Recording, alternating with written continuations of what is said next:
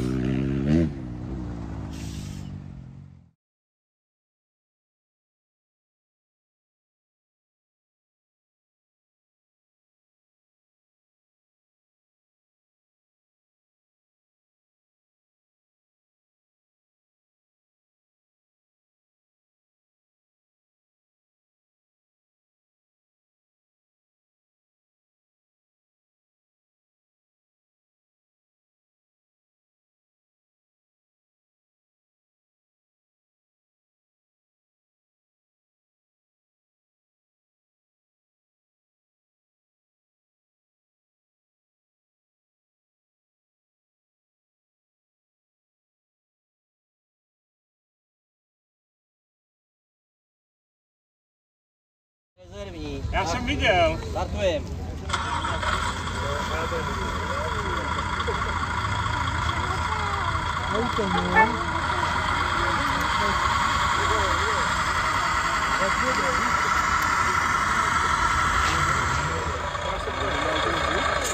Vydržím přečet na starý kolena.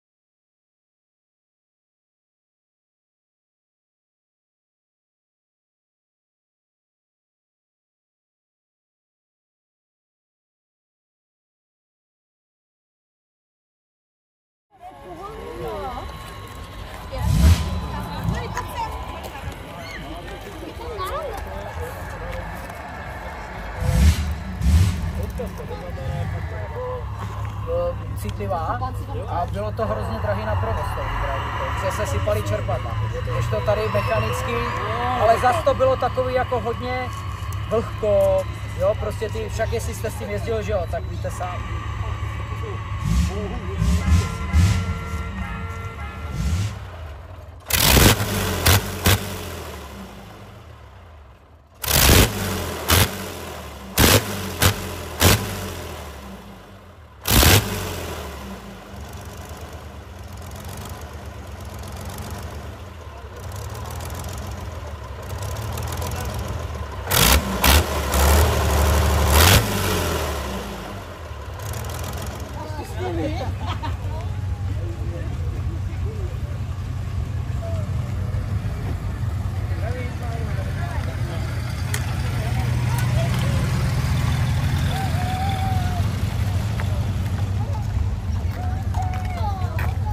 To někdo podřešně.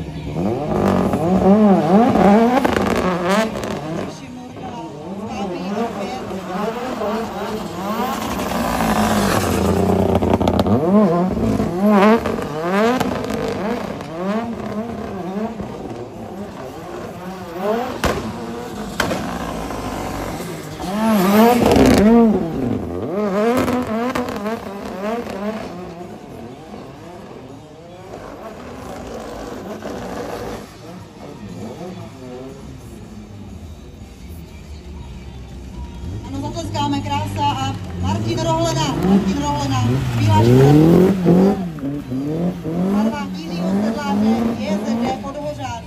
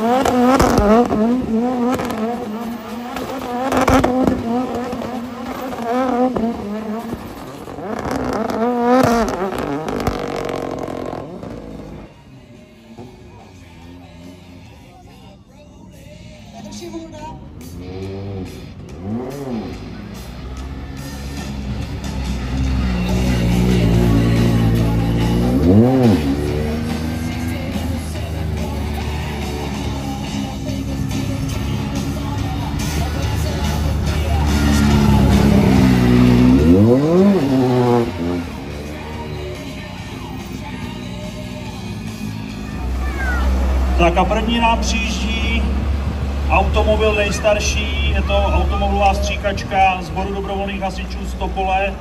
Jedná se o Škodu 125, vyrobená byla v roce 1927. A těch stříkaček se vyrobilo pouhých asi 25 kusů v tomto provedení. Výrobce nástavby R.A. Sméka z Latiňany a podvozek Laurin a Klement. Kolegové z Topole stříkačku udržují v provozuschopném stavu, takže jsou tuším téměř každé retro městečko, jak tady, tak v minulých ročnících, v kasárnách, takže můžete vidět bábu, jak ji sami přezdívají, v akci. Další vůz, jedná se o Pragu RN, ačkoliv to tak nevypadá, tak do této Pragy se vejde posádka až 11 hasičů. Je vyrobená v roce 1952 a původně sloužila v SDH Paštnice. Nyní je v soukromých rukách. Tyhle ty RNy můžete tady vidět na hasičské výstavce také v provedení CAS s automobilovou se cisternou na 82 a nyní slouží u hasičů SDH Bítovany na okrese Chrudim. Jinak do té Avie se podle technického průkazu vejde pouze 8 plus 1 lidí, ale my, co jsme s tím jezdili na hasičské soutěže, tak se nás do toho 15 úplně bez problémů vešlo. Vždycky to bylo na odvaze strojníka, dneska už to úplně tak dobře nejde. A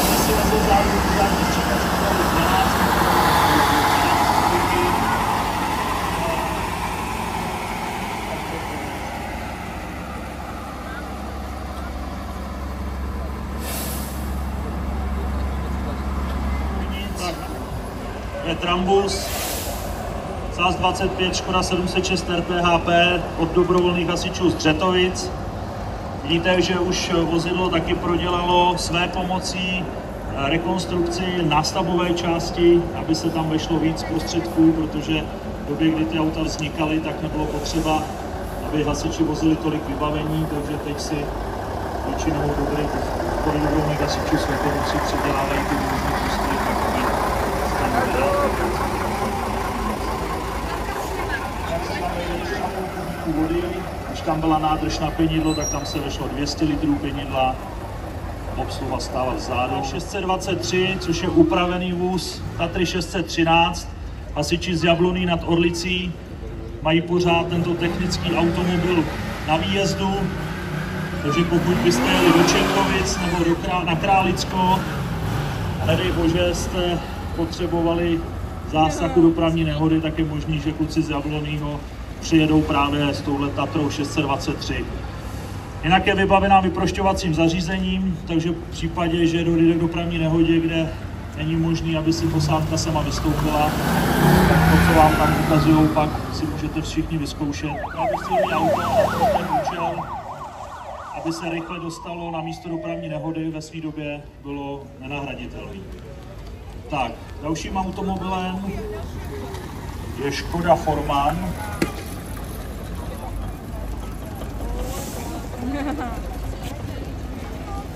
Tenhle ten Forman Praktik byl vyroben v roce 92 ve Vrchlabím, je jeden z pobočných závodů Škody Auto Mladá Boleslav a zakoupen byl v prosinci 92. Sloužil na stanici pro velitele směny na stanici v Hostivaři a později na stanici v Kačerově. Je upraven jako hasičský speciál, takže tam má i třeba mříž, dýchací techniku, přenosný hasicí přístroje, bremku a další vybavení.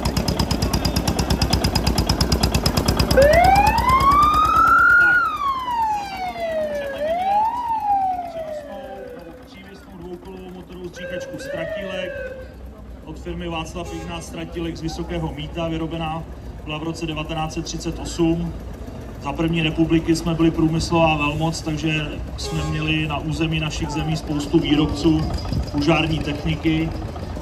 Jedna z těch největších výrobců byla právě firma Stratilek Vysoký Mýto.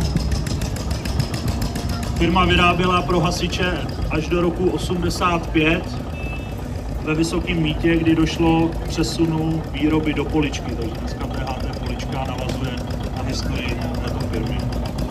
Je tam motor z 36 koní, patentovaný chlazení oleje a stříkačka dá až 14 litrů.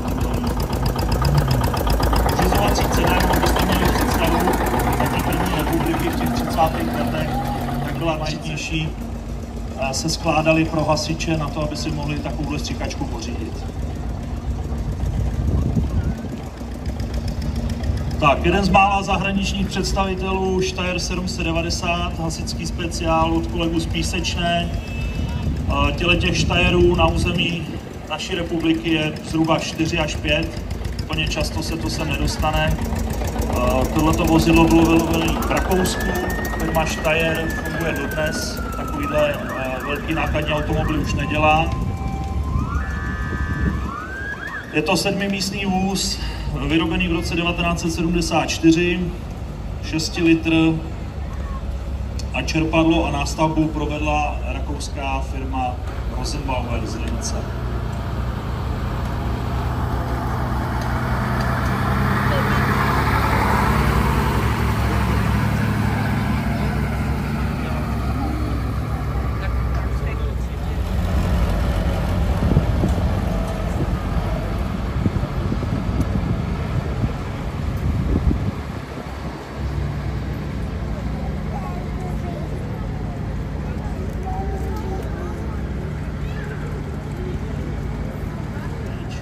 Vyjíždějí do arény s jednou z nejnovějších strojů, který může Tatra v Kopřivnici vyrobit. Teď už je teda novější generace Force, ale tohle je ještě Tatra 815-7.